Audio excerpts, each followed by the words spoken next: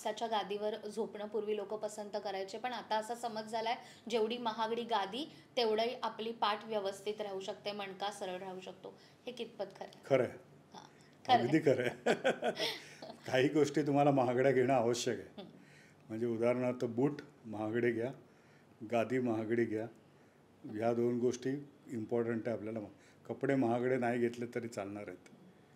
बरोबर. चेअर तुमची बसायची ती महागडी घ्या. या 3 गोष्टी तरी महागड्या घेणं आवश्यक आहे.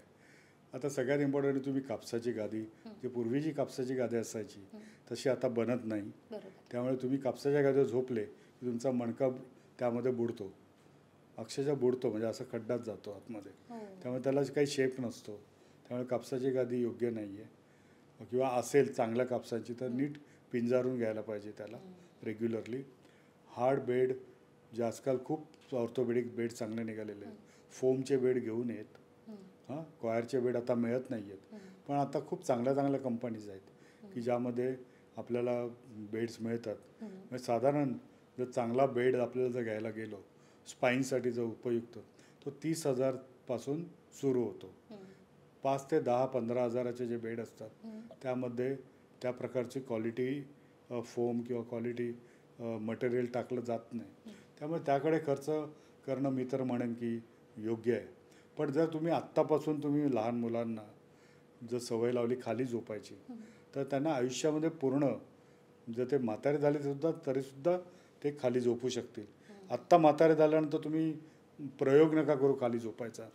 खाली एक गादी बनवून घ्यायची आणि खाली झोपायचं. SSY सिद्ध समाधी योगा एक संस्था आहे, त्यांच्या आश्रमामध्ये किंवा त्यांच्या संस्थेत जे काही साधक आहेत ते कुठलेही गादी वापरत नाहीत. करोडोपती, लखपती, अब्जोपती असे त्यांचे सेवक आहेत.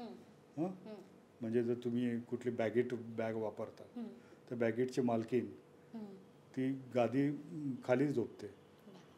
सचिन तेंडुलकर सुद्धा खाली झोपतो. म्हणजे तो जेव्हा खेळायचा तो हॉटेल्समध्ये न झोपता बेडवर तो खाली गादी टाकून झोपायचा. तर ही सवय पहिल्यापासून लावली तर ठीक आहे, पण आत्ता तुमचं वय 60 झालं आहे, 70 झालं आहे, तुम्हाला सवय नाही, तुम्ही आता तो प्रयोग नका करू. त्यापेक्षा गादी चांगली घ्या, ज्याने तुम्हाला स्पाईन चांगलं राहील. बरोबर. तर सगळ्यात महत्त्वाचं की स्वतःची काळजी घ्यायची असेल तर या काही गोष्टी आहेत त्यात कॉम्प्रोमाइज नको. ज्या गोष्टी तज्ज्ञांकडून सांगितल्या जात आहेत त्या मला वाटतं डेली रुटीनमध्ये वापरायला काहीच हो, हरकत डॉक्टरला नाही आहे. लाखो रुपये देण्यापेक्षा आपल्या घरात या वस्तू आणून ठेवा.